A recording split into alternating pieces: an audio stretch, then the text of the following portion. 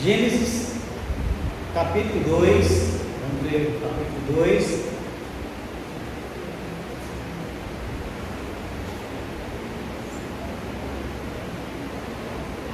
Gênesis capítulo 2, a partir do versículo 7. Gênesis 2, a partir do versículo 7.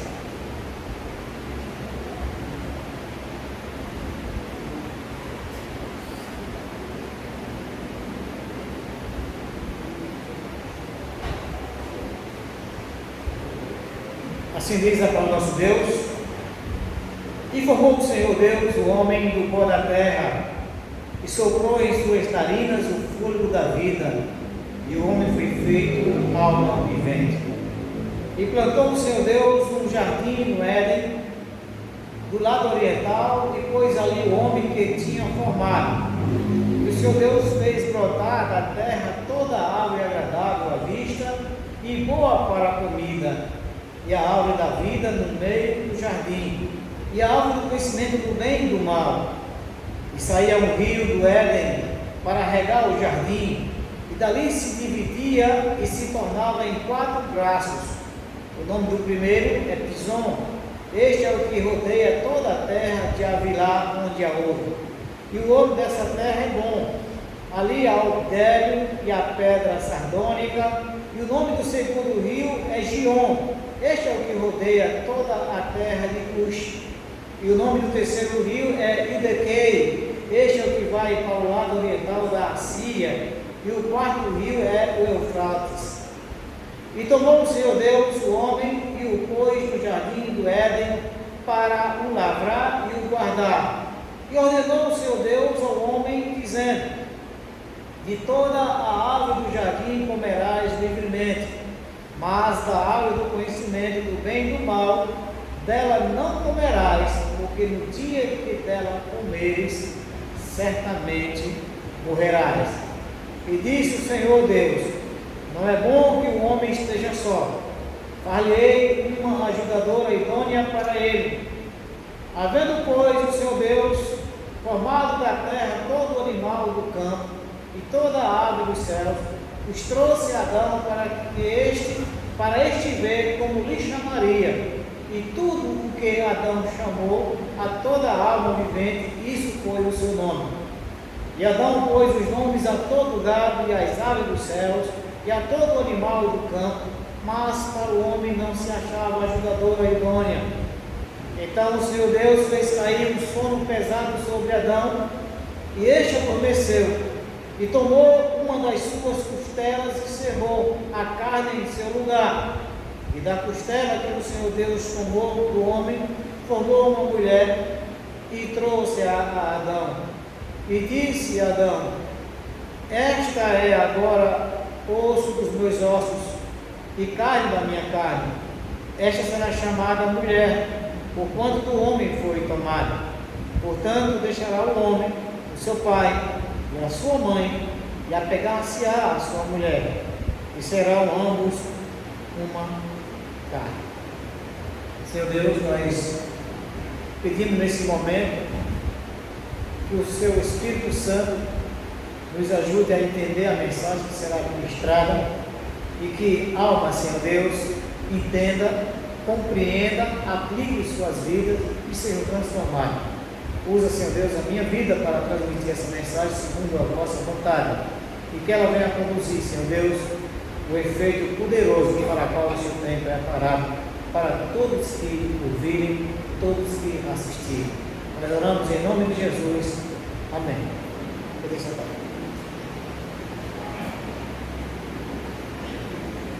Porque Deus exige arrependimento e mudança para se entrar no céu. Por que Deus exige arrependimento e mudança para entrar no céu? Isso é uma pergunta que sempre é questionada. Muita gente acha até, digamos assim, alto demais essa exigência. É muita coisa.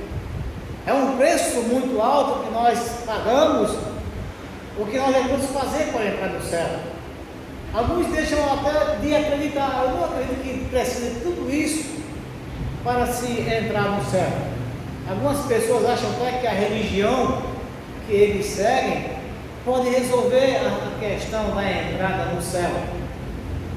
Alguns acham também que basta alguns rituais religiosos ou a sua vontade, o seu modo de vida ou o seu entendimento, isso vai para o céu. Esta semana eu estava vendo um vídeo da filha de uma pastora. Era filha de uma pastora, acredito por ela ser filha de uma pastora, que já está errado, e a Bíblia não fala de pastora.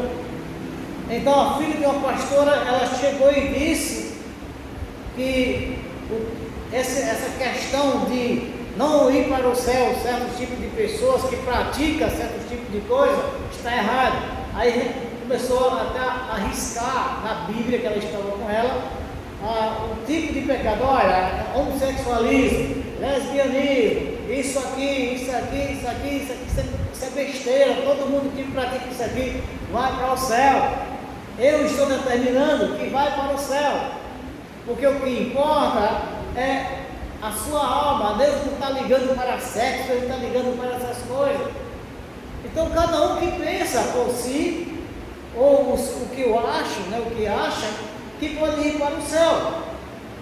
E a maioria das pessoas não entende ou não quer entender as exigências de Deus para se entrar no céu. A maioria não quer crer que Jesus Cristo é o único caminho, é o único Salvador. Não, eu não acredito que Jesus é o único Salvador. Existe alternativa para se chegar ao céu. Por isso que eles buscam as suas religiões que oferecem alternativa. Quantas religiões não existem aí que dizem, olha, você pode ficar aqui nessa religião, que aqui não precisa você fazer isso, aqui não precisa você seguir isso, não precisa você olhar para a Bíblia porque é escrito de homens. Aí começa a dizer que a Bíblia é escrito de homens, que a Bíblia ela não está correta em tudo que está escrito e que não é preciso você seguir a Bíblia. Eu já vi até um padre a dizer que os crentes estão errados em seguir a Bíblia, porque a Bíblia ela é sujeita à Igreja Católica. Imagina aí, que a Bíblia ela está sujeita à Igreja Católica, a Igreja Católica está acima da Bíblia. Você já imaginou isso aí? Então cada um que quer dizer ou que quer encontrar uma alternativa para chegar ao céu. E as religiões, elas apontam essas coisas, oferecem essas coisas. A maioria também não quer aceitar que a Bíblia é a palavra de Deus, não aceitam as doutrinas bíblicas, porque as doutrinas bíblicas elas são difíceis para muitos de seguir.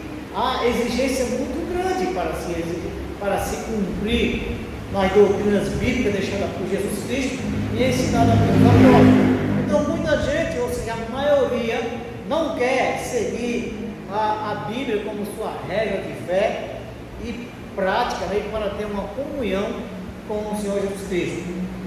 Aí daí vem aquela pergunta, por que tanta exigência? Por que Deus exige eu me arrepender, eu mudar de vida para entrar no céu? É muita coisa, isso não é correto, não é justo, porque muitos são pessoas boas. Essas exigências que estão na Bíblia não é correto, porque tem pessoas que nunca matou, nunca roubou, nunca fez mal a ninguém. Eu tenho um parente, por exemplo, um avô, meu pai, minha mãe, meu tio, minha tia, minha avó. São pessoas boas, nunca mataram, nunca roubaram, nunca fizeram mal a ninguém. Pelo contrário, são pessoas caridosas, ajudam as pessoas. Então não é justo dizer que eles só vão para o céu se cumprir as exigências da palavra de Deus. Porque na hora da morte, ou seja, depois da morte, para a maioria, todo mundo vai para o céu. Todo mundo vai para o céu, principalmente nos velórios, quem já participou de velório, sempre o morto já está no lugar melhor. Todo mundo só diz que o morto agora está no lugar melhor. Os parentes estão chorando e alguém chega para confortar ou consolar os parentes. Não se preocupe que agora ele está no lugar melhor. Ele está com Deus, ele está no céu. Então, esse é o engano de muita gente. Eu perdi semana passada meu irmão. Esse irmão, ele era o encostado a mim. Eu perdi 2 irmãos, o encostado a mim mais novo e o encostado a mim mais velho. O mais novo era o que eu ensinei muita coisa a ele. E esse que morreu semana passada foi o que me ensinou muita coisa. Na questão profissional, na questão também da nossa vivência, foi ele que me ensinou a cavalgar, né? A montar os cavalos, foi ele que me ajudou muito na luta com o gado, foi ele que me ensinava também a dirigir caminhão. Eu pegava o caminhão, porque ele que me dava o caminhão para trazer lá de Garanhuns até a Paraíba. Então, eu senti muito com a morte do meu irmão, mas ele tinha uma vida longe de Deus, e ele não queria saber da palavra de Deus. E o que me deixa mais triste com a sua partida, eu não sei, talvez, quem sabe na hora da morte ele tenha se arrependido, a confessar seus pecados a Deus, se houve tempo para isso, e quem sabe nós iremos nos encontrar lá na glória. Mas o que nós imaginamos é o contrário. O que me entristece é isso, pelo testemunho que ele deu.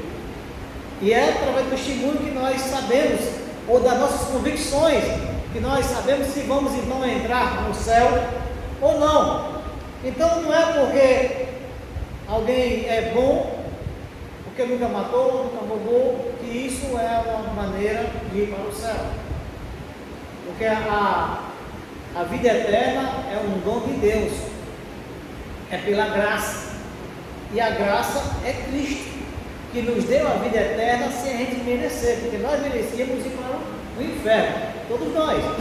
Mas o Senhor Jesus, que nunca pecou, não conheceu o pecado, ele desceu da sua glória, se fez carne para morrer na cruz, para passar pela morte na cruz. E você for meditar naquele momento que Jesus estava lá no Getsemane, sabendo que ele estava prestes a ser preso, e ele, como onisciente, ele sabia que ele ia passar por aquela tortura durante toda a noite, e no outro dia passar por aquela situação que ele passou, sem ter cometido pecado, sem ter culpa. Ele chega até o Pai, não porque ele estava querendo desistir, mas ele estava ali também como homem. Pai, se possível, passa de mim esse cálice, mas não seja como eu quero, mas como tu queres.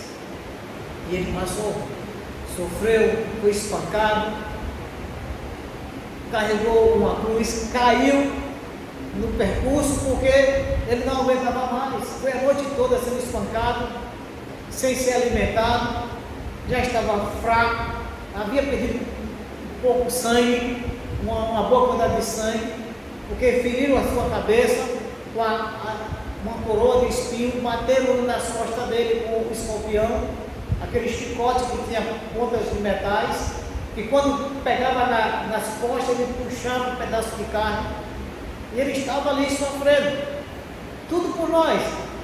Então a salvação é pela graça, ou pelo sacrifício de Jesus, não pelas nossas obras.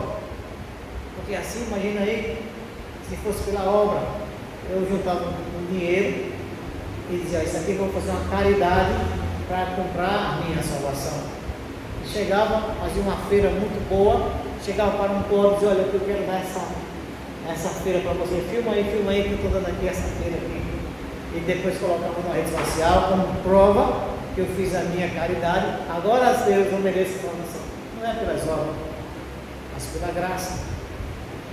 Mas as pessoas chegam, a pergunta é essa, mas por que tanta exigência? Por que a Bíblia exige tanto de nós para entrarmos no céu? No texto que nós lemos aqui, de Gênesis capítulo 2, e também vamos ler um pouco do capítulo 3, nós vamos entender por que Deus exige essas coisas para entrar no céu. E quais serão essas exigências? Só para a gente lembrar de algumas delas, além de ter outras, mas vamos falar apenas de algumas. Mas vamos ver aqui então, por que tanta exigência de Deus para entrar no céu? Vamos logo voltar para o início, para que a gente possa entender essas exigências. Vamos para o início da coisa. Primeira razão de tanta exigência para se entrar no céu, porque tudo foi foi criado por Deus. Tudo foi criado por Ele. Então, a terra e tudo que nele há foi criado por Deus. Você volta aí, talvez, uma página da sua Bíblia, se aí deixar em Gênesis, capítulo 2, peço permanência em Gênesis, capítulo 2, o primeiro versículo, que todo mundo conhece. No princípio, criou Deus os céus e a terra. Então, veja, quem é o Criador do céu e da terra? Alguns dão a autoria para a grande explosão, Big Bang, a grande explosão. As escolas seculares ensinam que foi o Big Bang, foi uma explosão que houve.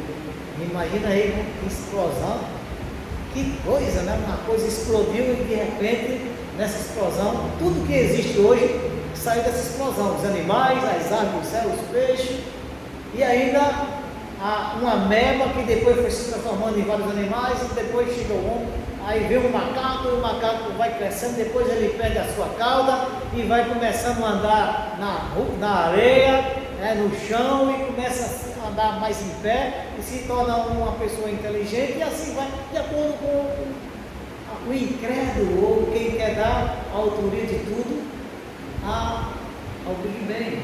As escolas dizem que as pessoas vieram do homem, veio do macaco.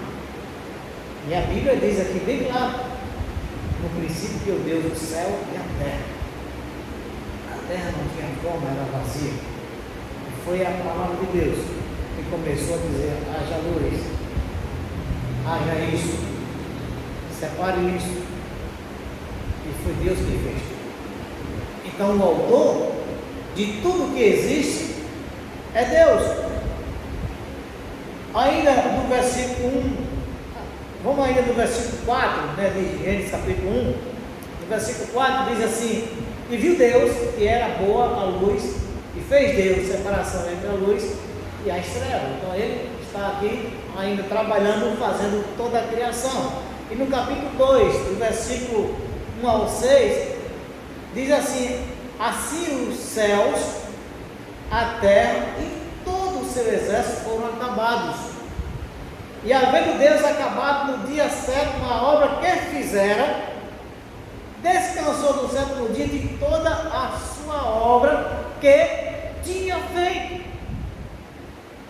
E abençoou Deus o dia sétimo e o santificou, porque nele descansou de toda a sua obra que Deus criara e fizera. Mais uma vez a Bíblia dizendo que é de Deus toda a criação. Versículo 4 diz: estas são as origens dos céus e da terra, quando foram criados no dia em que o Senhor Deus fez a terra e os céus. Quantas vezes você quer que a Bíblia repita que Deus é o autor de toda a criação? Versículo 5: e toda a planta do campo que ainda não estava na terra, e toda a erva do campo que ainda não brotava, porque ainda o seu Deus não tinha feito chover sobre a terra, e não havia homem para lavrar a terra. Um vapor, porém, subia da terra e regava toda a face da terra. Ou seja, tudo foi criado por Deus conforme o plano de Deus. Então, por isso, entenda bem, por que Deus exige tanta coisa para se entrar no céu? Porque Ele quem criou. De quem é o céu? É meu? É seu? É nosso? É da religião lá? É da religião católica? É da religião evangélica? É da religião espírita? De quem é o céu? Quem que manda no céu? Quem que permite a entrada no céu? O dono do céu, o Criador. Então, se é dele, quem manda é ele. Então, não é você que vai dizer que quer entrar. Não é você chegar, eu quero entrar no céu porque eu nunca matei, eu nunca roubei. E a gente já falou isso aqui em outras vezes. Todos nós aqui já matamos. Todos nós aqui já matamos. Você está vendo esse Nilberto aí que está destacado nessa coluna de banco? Um assassino. Esse é um assassino, e eu provo. Não está preso porque Então, o crime dele não está no processo penal, mas está na palavra de Deus. Aquele que odeia o seu irmão é um assassino, é um homicida. E quem aqui nunca teve ódio de alguém? Será que tem alguém aqui que nunca teve ódio de alguém? Então a Bíblia diz que aquele que odeia o seu irmão, lá em 1 João, acho que capítulo 5, se eu não me engano, depois eu posso mostrar para vocês, é assassino, é homicida, e não tem direito para o reino do céu. Então veja que todos nós somos assassinos. Então não quer dizer eu nunca matei, eu nunca roubei, porque nós já matamos. Nós já matamos. Então já estamos fora aí do requisito para se entrar no céu. Mas o céu é de Deus. Deus é o autor da criação, tudo que existe foi criado por Ele, então tudo é dele, porque foi Ele quem criou tudo. Lá no Evangelho de João, no capítulo 1, versículo 3, diz: todas as coisas foram feitas por Ele, e sem Ele, nada do que foi feito se fez. Olha só, igreja, o que está dizendo esse texto? Tudo foi criado por Ele, sem Ele, nada do que está hoje, que existe hoje, se fez. Ele também criou a nós. Ele criou o homem e a mulher. Versículo 7, voltando aí para o capítulo 2 de Gênesis: e formou o Senhor Deus o homem do pó da terra, e soprou em suas narinas o fôlego da vida, e o homem foi feito alma e vento. Até o homem. 1 João 3,15, lê para a gente aí, irmão.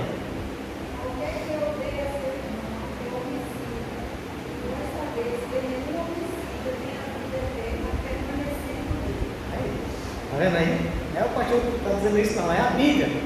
Quem odeia seu irmão é homicida. E eu acredito aqui que todo mundo aqui presente já teve um momento de ódio contra alguém, contra seu próximo, contra seu irmão.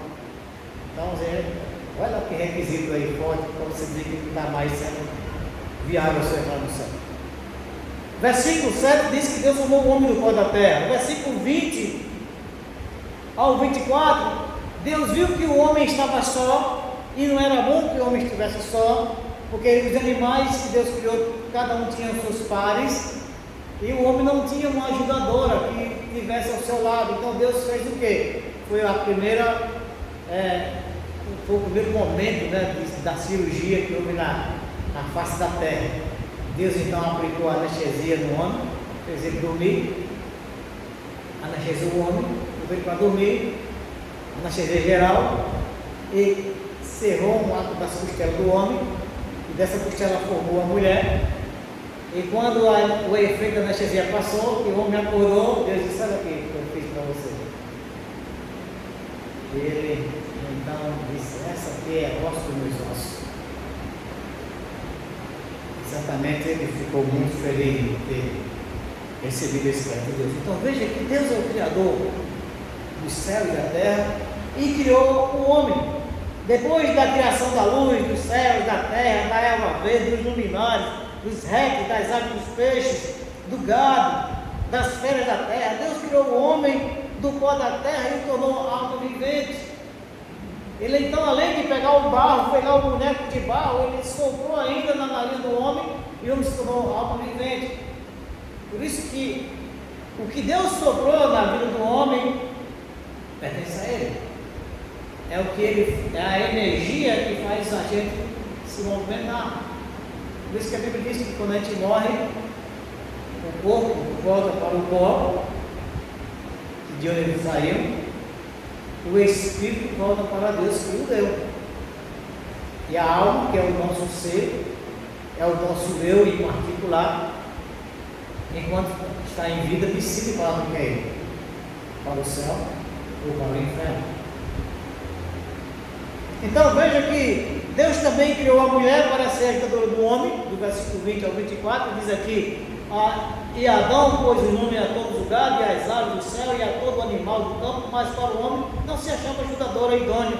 Então o Senhor Deus fez cair um sono pesado sobre Adão, e este adormeceu, e tomou uma das suas costelas, e cerrou a carne em seu lugar, e da costela que o Senhor Deus tomou do homem, formou uma mulher e trouxe a Adão, e disse a Adão: esta é agora osso dos meus ossos, e carne da minha carne. Esta será chamada mulher, porquanto do homem foi tomado. Portanto, deixará o homem, seu pai, a sua mãe, e apegar-se a sua mulher, e será ambos uma só carne. Então, depois Deus, ainda após a criação de tudo que existe na terra, criou o homem, criou a mulher, estava tudo pronto. Deus disse: eu vou dar emprego ao homem. Chegou o homem, Deus então ele reserva uma parte da terra chamado Éden, o jardim do Éden, e nesse lugar havia todo tipo de frutas ou frutos para o alimento do homem, água à vontade, porque tinha um rio que se dividia em 4 rios, que regava todo o jardim, então não faltava nada para a vida nesse lugar. E era um lugar que Deus fez, e disse: eu vou agora dar um emprego ao homem. Então Deus coloca o homem para cuidar dessa terra. O versículo 15 de Gênesis capítulo 2 diz: e tomou o Senhor Deus o homem e o pôs no jardim do Éden para o lavrar e o guardar. Olha, Adão e sua mulher, cuide dessa terra. Agora você vai cuidar dela. Você vai lavrar, você vai plantar, você vai colher, você vai viver nesse lugar. É minha essa terra. Deixar dizendo para Adão: é minha, não é sua não, é para você cuidar dela. Então você vai cuidar dessa terra aqui. Olha, e outra coisa, olha para essa terra, tudo que você quiser para seu alimento tem aqui, pode comer à vontade, você não vai pagar nada, é tudo à sua disposição. Mas olha, tem uma árvore ali no meio do jardim, essa eu não quero que você coma, porque eu criei você, Adão. Eu criei você, fiz a sua mulher para você, amo vocês, e aquela árvore que está ali no meio do jardim, ela é prejudicial à vida de vocês. Vocês têm todo tipo de comida aqui, então só tem uma que não presta para você. Então não coma dessa árvore. Se vocês comerem, vocês vão morrer. Deus deixou bem claro. Deus permitiu ele se alimentar de tudo. Versículo 16 diz: olha, ordenou o Senhor Deus ao homem, dizendo: toda árvore do jardim comerás livremente. Versículo 17 agora: mas da árvore do conhecimento do bem e do mal, dela não comerás, porque no dia que dela comeres, certamente comerás. Então Deus deixou bem claro: coma de tudo, só não coma daquela da lei. Mas ele não colocou uma cerca, não colocou guarda para vigiar aquela árvore. Ele apenas disse: olha, eu aconselho a você. Quer um conselho como uma ordem minha, que é bom para você, estou mandando você fazer o que é bom para você, não coma daquela árvore. Então Deus não impediu o homem de comer da árvore, ele apenas alertou do perigo daquela comida, das consequências de comer aquele fruto. Então esse é um dos motivos. Primeiro motivo, porque Deus exige tanta coisa para ser no céu, porque Ele é o Criador de tudo.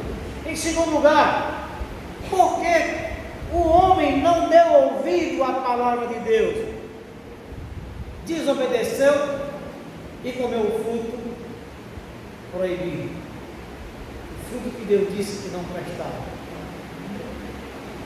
Você agora vai para o terceiro capítulo de Gênesis, capítulo 3, o versículo 6, diz assim: e viu a mulher que aquela árvore era boa para se comer, e agradável aos olhos, e árvore desejável para dar entendimento. Tomou do seu fruto e comeu, e deu também a seu marido, e ele comeu com ela. Versículo 11 diz: e Deus disse: quem te mostrou que estavas nu? Comeste tu da árvore de que te ordenei que não comesses? No versículo 23, o Senhor Deus, pois, o lançou fora do jardim do Éden para lavrar a terra do que fora tomado. Então, por que Deus exige tanta coisa para ser no céu? Primeiro, porque Ele é o Criador de tudo. Criou todas as coisas e colocou o homem para tomar conta. E deu ordem para o homem não mexer em uma árvore que não prestava. Mas o homem desobedeceu, comeu do fruto proibido, e as consequências foram terríveis. Ele preferiu seguir a sua própria vontade e não quis dar ouvido ao conselho de Deus. Porque Deus disse: olha, não coma porque não presta. Se você comer, você vai morrer. Mas o que acontece? O homem comeu, e depois que o homem e a mulher comeram do fruto proibido, eles começaram a sentir a reação daquele alimento imprestável para o seu corpo, para a sua alma. Depois que ele comeu, porque olha só, o diabo é astuto, nós temos que aprender isso, igreja. O diabo, ele não se apresenta como muita gente pensa que ele vai se apresentar, ou se apresenta. Tem muita gente que fantasia isso. Não, o diabo nunca apareceu aqui, porque o diabo ele é um bicho vermelho, com 2 chifres, e uma cauda e um tridente. O diabo só vai aparecer nisso, não. O diabo ele se apresenta como um anjo de luz. E lá no jardim, ele procurou a mulher, e ele não era, a serpente. Hoje, se alguém vê uma serpente, né? Eu não acho, sinceramente, se alguém acha aquilo bonito, eu nunca achei uma serpente bonita. Toda a vida eu achei a serpente feia, um dos animais mais feios que tem, para mim é a serpente. Não sei porquê, isso é o meu ponto de vista, eu não acho bonito nenhum. Pode ser nádia, pode ser aqui, pode ser dourada, enrolada, coral, pode ser o que for, é feia. A serpente para mim é feia. Mas lá no jardim ela não era desse tipo. No jardim certamente era um animal, um aspecto diferente, e além do mais, né, possuído pelo demônio, pelo diabo, começou a conversar com a mulher. Não foi a serpente, mas foi o diabo que incorporou na serpente. Ele começou a conversar. O diabo está por trás. Foi assim que Deus disse. Eu imagino aí, talvez, projetando nossa mente, lá a serpente tinha braço, tinha perna, e estava lá comendo aquele fruto que não está dizendo que é uma maçã. Não vai pensar que é uma maçã. A pessoa coloca maçã, não tem nada a ver com maçã. A Bíblia não diz que é maçã. A Bíblia não diz que fruto era esse. Nem eu quero saber que fruto é. A Bíblia só diz que é um fruto que estava no centro do jardim. E quem sabe a serpente estava ali comendo, né, aquele caldo descendo pela boca ali, aquela coisa aparentemente gostosa. Foi isso que Deus disse, que você não comesse desse fruto. E a mulher disse: olha, ele disse que a gente não é nem para tocar. Isso é conversa. Ele não quer que você coma, porque se no momento que você comer, os seus olhos vão se abrir. Você vai ver que você vai ser como ele. Então me dá. A mulher come e leva para o marido. E veja que coisa só aconteceu depois do marido. Ela comeu primeiro, depois que comeu, levou para o marido. Quando ela comeu, não aconteceu nada logo de imediato, né? Porque imagina isso, se acontecesse com ela. Certamente ela iria, vou ter que me vestir para ir para procurar Adão. Não aconteceu isso. Ela não percebeu que ela estava nua. Mas depois que o homem também comeu, foi que os dois abriram os olhos e viram que estavam nus. Então começou a chegar a reação do pecado. A vergonha entrou na relação de ambos. Você vê aí do versículo 7 ao 10 de Gênesis capítulo 3, diz assim: então foram abertos os olhos de ambos e conheceram que estavam nus. E cozeram folhas de figueiras e fizeram para si aventais, e ouviram a voz do Senhor Deus, que passeava no jardim pela direção do dia, e esconderam-se, Adão e a sua mulher, da presença do Senhor Deus, entre as árvores do jardim. E chamou o Senhor Deus a Adão e disse: onde estás?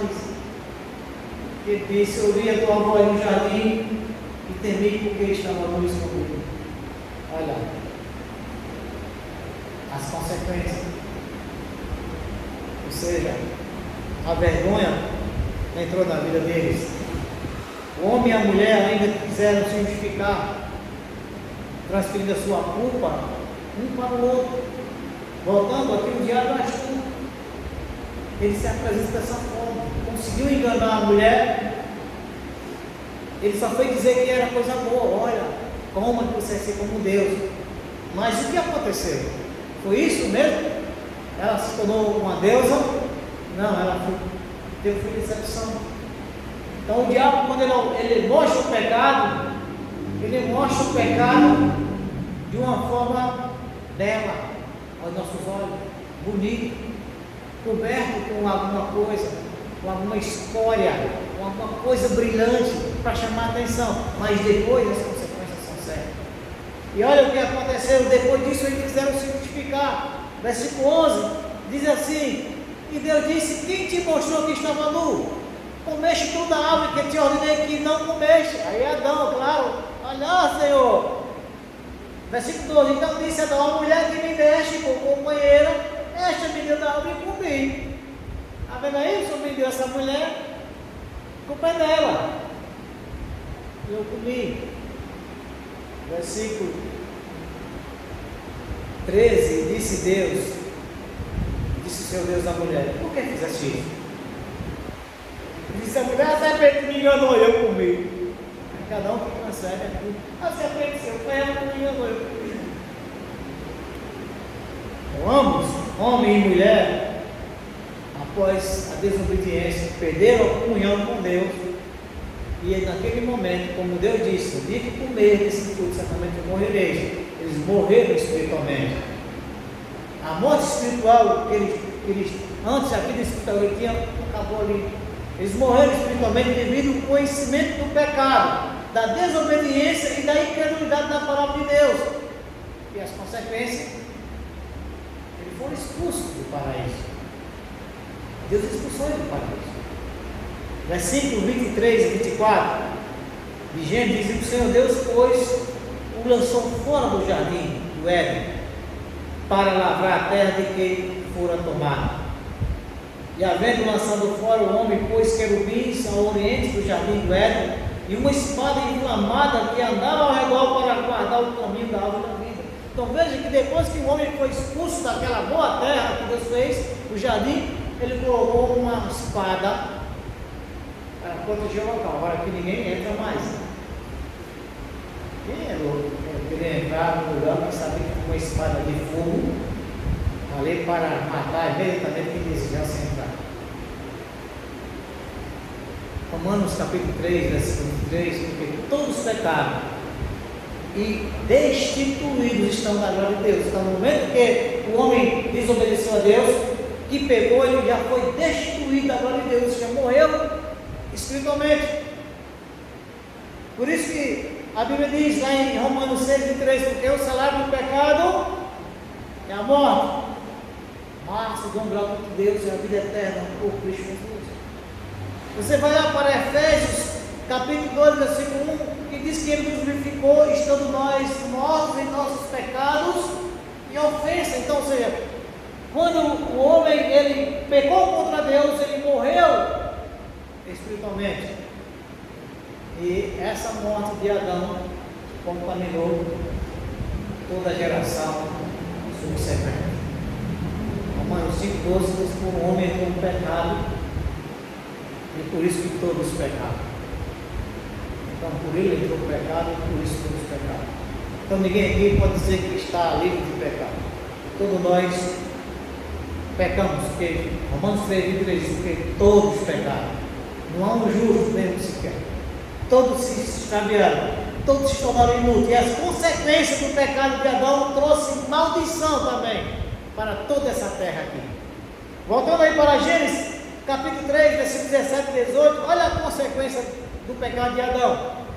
E Adão disse: porquanto deste ouvido a voz da tua mulher, e comeste da árvore que te ordenei, dizendo: não comerás dela, maldita é a terra por causa de ti. Quando comerás dela todos os dias da tua vida, espinhos e cardos também te produzirá, comerás a erva do campo. Olha aí, por que Deus exige tanta coisa para sentar no céu? Primeiro ele criou todas as coisas, depois de ele ter criado todas as coisas, ele colocou o homem para cuidar da sua criação, deu ordem para o homem seguir alguns princípios da sua função. O homem desobedeceu. A consequência foi desempregado, foi mandado embora. Imagina aí quem aqui é patrão, quem já foi patrão, ou quem sabe como funciona uma empresa. Se o empregado não fizer o seu trabalho de acordo com a norma da empresa, ele é posto para fora. Adão foi colocado no jardim do Éden para lavrar a terra, e não mexer na árvore do conhecimento do bem e do mal. Mexeu, Deus demitiu ele. Agora você está fora dessa terra. Essa aqui é minha. Mas eu vou te deixar aí viver fora dela. Se cuide aí dessa terra. Agora tu vai sofrer mais ainda. Aqui tu tinha tudo. Nem precisava buscar muita coisa. Agora tu vai ter que plantar, suar para comer o suor do teu rosto, até o dia que você vai voltar para o pó da terra. E assim ainda Deus, por conta desse pecado de desobediência, a terra foi amaldiçoada. Então essa terra está condenada. Por isso que você tem que ter cuidado. Achar que, eu gosto demais dessa terra. Eu queria viver aqui para sempre. Eu não queria nem que tivesse esse negócio de céu, porque para que eu queria ir para o céu se aqui é bom? Alguns chegam até a dizer: isso aqui, o inferno não existe, né? O inferno é aqui mesmo. Aqui se faz, aqui se paga. Mas ninguém, se alguém diz que aqui é o inferno, ninguém quer sair desse inferno. Só igreja e visitantes. Atente para uma coisa na vida de vocês: essa terra está condenada, está amaldiçoada e vai ser queimada. Olha o que a Bíblia diz. Segundo Pedro, segunda carta do apóstolo Pedro, capítulo 3,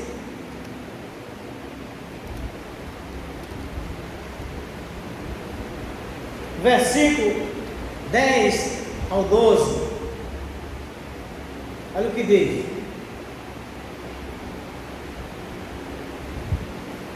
mas o dia do Senhor virá como um ladrão de noite, do qual os céus passarão com grande estrondo, e os elementos ardendo se desfarão, e a terra e as obras que nela há se queimarão.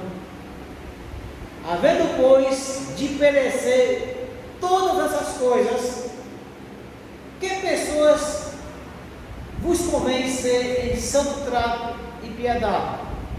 Então veja que a Bíblia está dizendo que tudo está reservado para o fim. Deus vai queimar essa terra, porque foi amaldiçoada, e a terra está sofrendo. Mas tem jeito, pastor?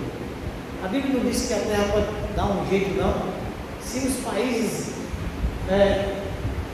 ricos, os países do primeiro mundo se unirem para dar um jeito nessa terra, será que não tem como essa terra não ter fim? Não tem. A própria terra já chora as consequências da maldição que ela herdou devido ao pecado de Adão.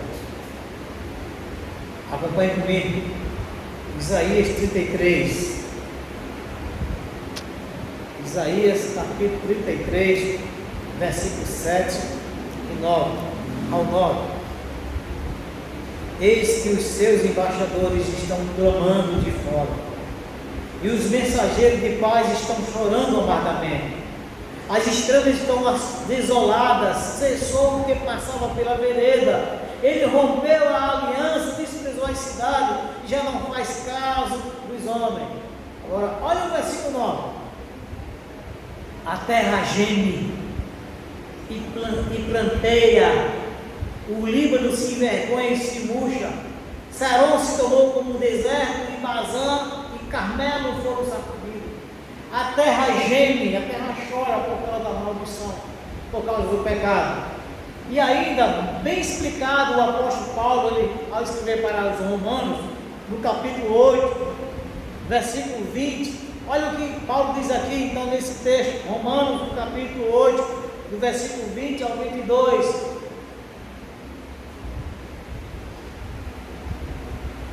Porque a criação ficou sujeita à vaidade, não por sua vontade, mas por causa do que a sujeitou, na esperança de que também a mesma criatura será libertada da servidão da corrupção, para a liberdade da glória do Filho de Deus. Agora olha o 22, versículo 22 de Romanos capítulo 8. Porque sabemos que toda a criação geme e está juntamente com dores de parto até agora. A criação passou.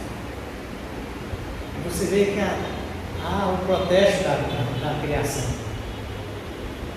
Você está pensando que, por que nós estamos sentindo tanto calor? Já sentimos tanto calor nas épocas passadas como esse momento agora que nós estamos sentindo? Por que é isso? É o choro da terra. As mudanças climáticas toda desorientada. Momentos coisas que estão acontecendo que está causando espanto na humanidade. Semana passada muitos viram, né? Baía da Traição. Quem imaginava na Baía da Traição, as ruas estavam cheias das águas do mar. O mar avançou nas ruas da Baía da Traição. As ruas ali também, a principal do Cabo Branco também foi cheia de água. E assim, daqui um dia, a gente sabe que a natureza está chorando, e ela sabe que está próximo do seu fim, porque o seu Criador vai destruir toda a terra do que nela. Então, por que, pastor, tanta exigência para ser entrar no céu? Se vai ter tudo destruído. Primeiro, porque Deus foi o criador de todas as coisas. Segundo, porque o homem não obedeceu a palavra. Deus fez tudo de bom, porque ele disse, a Bíblia diz que tudo que Deus fizera foi muito bom, mas o homem estragou tudo. Você já imaginou alguma coisa que você fez, alguém quebrou? Aí o que você fez? Vou fazer de novo. Quebrava isso aqui, vamos fazer de novo. Deus criou novos céus e nova terra. Não é isso que está aqui que Deus está exigindo para você entrar lá. Isso aqui vai ser destruído. Abra sua Bíblia em Isaías, capítulo 65. Isaías 65.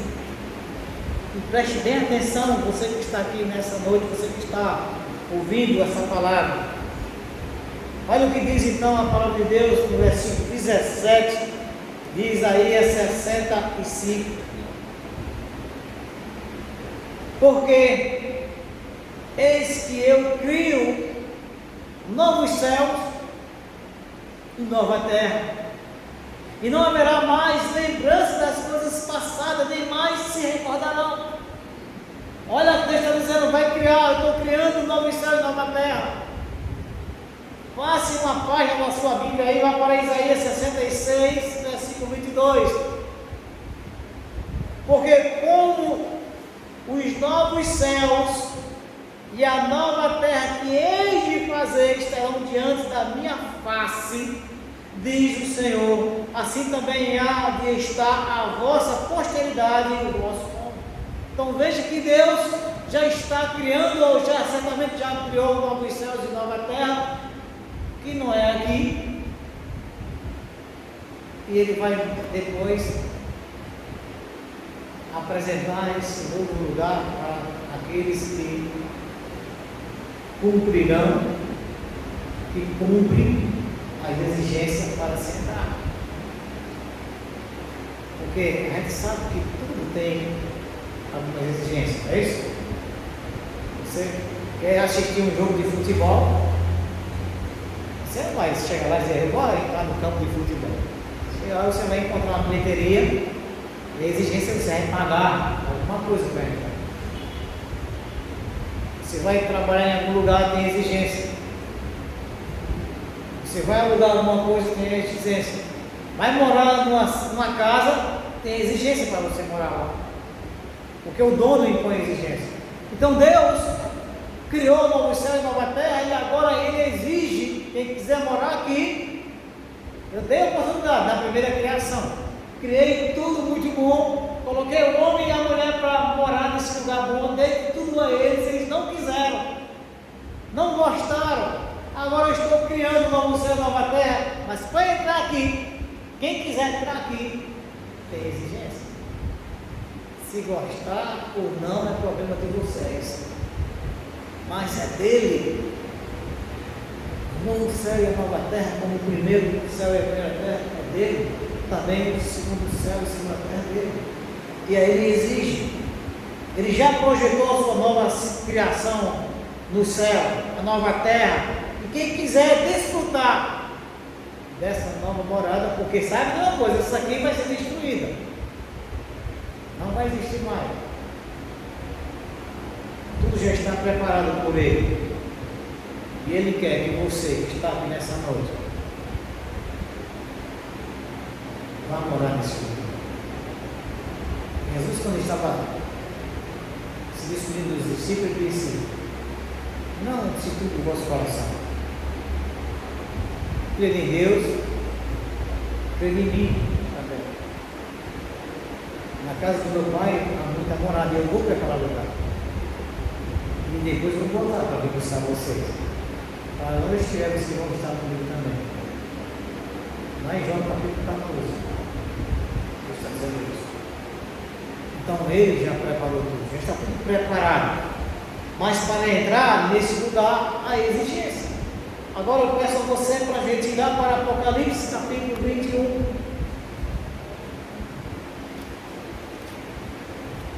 Já estou terminando, viu? Tenha paciência.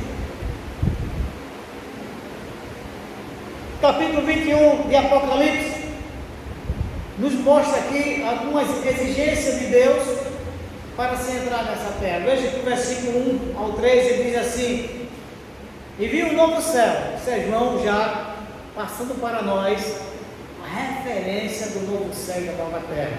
E vi um novo céu e uma nova terra, porque já o primeiro céu e a primeira terra passaram e o mar já não existe.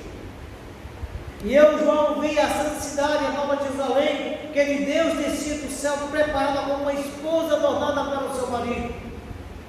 E ouvi uma grande voz do céu que dizia: eis aqui o tabernáculo de Deus que está com os homens, pois com Ele habitará, e eles serão o seu povo, e o mesmo Deus será com eles, e será o seu Deus. Olha que maravilha! Deus está dizendo: eu já preparei o novo céu e a nova terra. Mas a exigência, e o que é preciso para você morar nesse novo céu e nova terra? Primeiro tem que dar ouvido e crer na palavra de Deus. Se você não acredita na palavra de Deus, João capítulo 5, Evangelho de João capítulo 5, versículo 24, olha o que a Bíblia diz, preste bem atenção. Jesus está dizendo aqui: na verdade,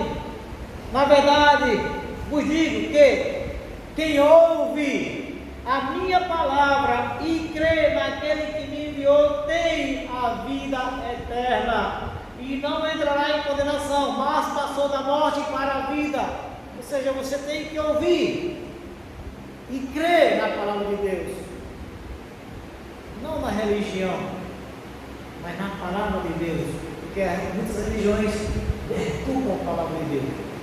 Jesus está dizendo aqui: se você crê, ouvir a palavra de Deus, der ouvido à palavra de Deus, você tem a vida eterna e passou da morte para a vida. Apocalipse capítulo 1, versículo 3, quando Jesus começa então a revelar ao apóstolo João as coisas que irão acontecer, ele diz aqui no capítulo 1, versículo 3: bem-aventurado, ou seja, feliz, aquele que lê, os que ouvem as palavras desta profecia e guardam as coisas que nela estão escritas, porque o tempo está próximo. Bem-aventurado, feliz quem lê, os que ouvem, os que guardam no seu coração as palavras desta profecia, porque o tempo está próximo. Então tem que dar ouvido à palavra de Deus. Não vá em conversa de pessoas que eu não acredito nisso, eu não acho que é assim. Mas é o que a Bíblia diz, crê. Se a Bíblia está dizendo que vai acontecer, porque vai acontecer. Por isso que você tem, a primeira exigência é você acreditar que Deus já fez um novo céu e uma nova terra. Porque muitos vão dizer: isso é conversa, isso não existe não, a terra é só aqui mesmo, isso é conversa. Mas é o que a Bíblia está dizendo. Segundo, você tem que se arrepender de seus pecados e confessá-lo ao Senhor Jesus Cristo, porque todos pecaram. A primeira carta do apóstolo João, no capítulo 1, versículo 9, ele diz: se nós dissemos que não temos pecado, nós enganamos a nós mesmos. Mas se nós confessarmos nossos pecados, Ele é fiel e justo para nos perdoar os pecados. Então, por isso que você tem que confessar. E faça isso já de agora, imediatamente. Senhor, tem misericórdia de mim, porque eu sou um pecador, sou uma pecadora. Tem misericórdia de mim, Senhor. Confesse, arrependa-se de seus pecados. Terceiro, tem que ser santificado, separado. Santo quer dizer separado. Santo não é ser alguma coisa de gesso colocado em uma oratória ou em alguma capelinha, não. Santo quer dizer separado. Porque Deus é santo, Ele diz: Ele é santo porque eu sou santo. E onde Ele está, tem que estar em santidade. Lembra que quando Moisés começou a se aproximar da sarça que pegava fogo lá no monte, que era a representação de Deus, quando Moisés se aproximou da sarça, Deus disse: epa, Moisés, para por aí, tira as tuas sandálias, porque no lugar que você está é santo, meu amigo. Aqui, para chegar aqui, tem que ser santo. No lugar santo do santo, no templo de Jerusalém, o sumo sacerdote entrava uma vez por ano para oferecer expiação pelo pecado do povo. Ele tinha que estar em santidade, porque se ele se aproximasse lá em pecado, ele morria naquela mesma hora. Porque para se aproximar de Deus, tem que estar em santidade. E a exigência de entrar na cidade é porque você tem que estar em santidade. Por quê? Porque Ele vai estar lá. Deus vai estar presente. Veja aqui, 1 João capítulo 3, versículo de 1 a 3. Olha aí, abra comigo aí sua Bíblia na primeira carta de João, no capítulo 3, versículo de 1 a 3. Olha o que diz: vede quão grande amor nos tem concedido o Pai, que fôssemos chamados filhos de Deus. Por isso o mundo não nos conhece, porque não conhece a Ele. Amados, agora somos filhos de Deus e ainda não é manifestado o que havemos de ser. Mas sabemos que quando Ele se manifestar, seremos semelhantes a Ele, porque assim como é, o veremos. E qualquer que nele tem esta esperança, purifica-se a si mesmo, como também Ele é puro. Então veja, João está dizendo: olha, a gente vai ver Ele, mas para que isso aconteça, purifique a si mesmo. Ninguém pode tirar a presença de Deus impuro. Você vê que o profeta Isaías, quando ele viu aquele santo de Deus se aproximar dele, ele disse: ai meu Deus, Vou morrer porque eu vi Deus. E o anjo precisou purificar Isaías, pegou uma brasa do altar, colocou na boca de Isaías e disse: olha, agora você está purificado. Não se pode chegar na presença de Deus de forma impura. Quando Ele se apresentar aqui, você vai ver Ele diante de você. Assim como Pedro, quando viu Jesus no barco, ele fez o que? Ele pulou logo na água. E Senhor, eu estou nu, não posso me aproximar do Senhor dessa água. E Apocalipse 21, versículo 3 diz: e eu ouvi uma grande voz do céu que dizia: eis aqui o tabernáculo de Deus está com os homens, pois com eles habitará, e eles serão o seu povo, e o mesmo Deus estará com eles e será o seu Deus. Versículo 22, veja o que diz o versículo 22 ao 26, ainda desse texto aqui de Apocalipse: e nela não vi tempo, porque o seu tempo é o Senhor Deus Todo-Poderoso e o Cordeiro. E a cidade não necessita de sol nem de lua para que nela resplandeçam, porque a glória de Deus a tem iluminado, e o Cordeiro é a sua lâmpada. Isso é presença absoluta de Deus. E as nações dos salvos andarão à sua luz, e os reis da terra terão para ela a sua glória e honra. Então veja, como é a exigência de Deus. Tem que ser separado. Então aquilo que você sabe que não agrada a Deus, você tem que deixar de lado. Então isso é profano. Eu não quero me envolver nisso. É exigência de Deus. E nessa cidade não entrará em pecado. Apocalipse 21, versículo 8: mas quanto aos covardes e aos incrédulos, e aos abomináveis, e aos homicidas, e aos fornicadores, e aos feiticeiros, e aos idólatras, e a todos os mentirosos, a sua parte será no lago que arde com fogo e enxofre, o que é a segunda morte. Versículo 27: e não entrará nela coisa alguma que contamine e cometa abominação e mentira, mas só o que estão escritos no livro da vida do Cordeiro. Uma exigência é você ter o seu nome escrito no livro do Cordeiro. E você só é escrito no livro do Cordeiro quando você diz: Senhor Jesus, eu entrego a minha vida ao Senhor. Eu recebo o Senhor como meu Senhor e como meu Salvador. A exigência é essa. Porque só tem um caminho que leva a essa cidade.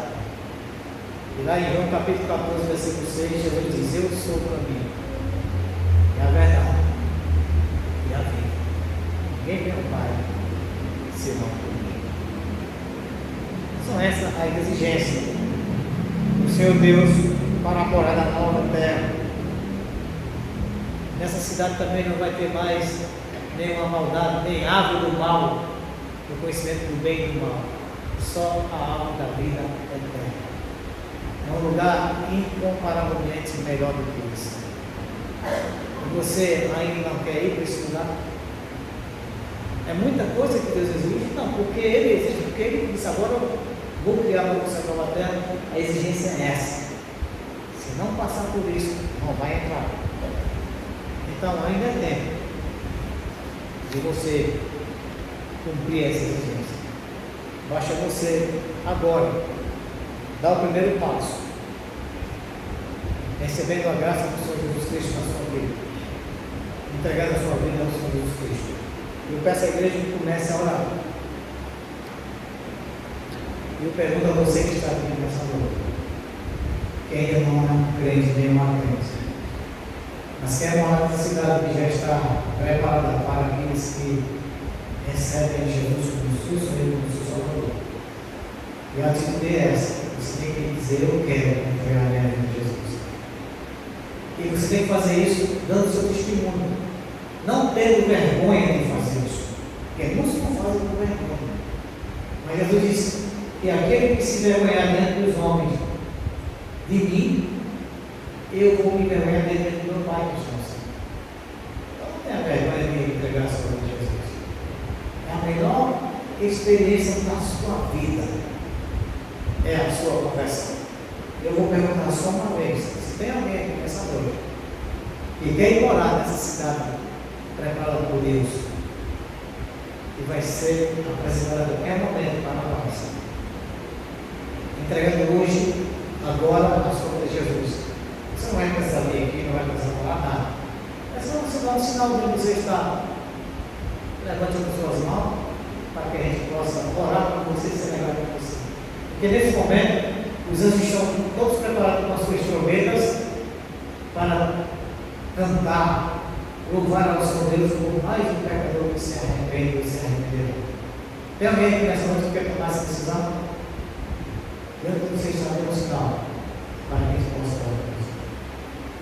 Senhor Deus, nós não vamos insistir, porque é uma decisão de grande importância. É uma escolha. Se quer ir para a nova cidade que o Senhor preparou, ou se prefere ir para o lago de fogo, onde será uma verdade para todo sempre. A decisão é pessoal. Mas nós agradecemos pela palavra e que cada pessoa que ouviu essa palavra possa sair daqui, Senhor Deus, refletindo no que foi pregado e que em tempo hábil, Senhor Deus, tome a decisão e correr para os braços do nosso Filho, nosso Senhor Jesus Cristo, entregando suas vidas, Senhor Deus, para que possa ter acesso à cidade celestial. Nós oramos em nome de Jesus. Amém.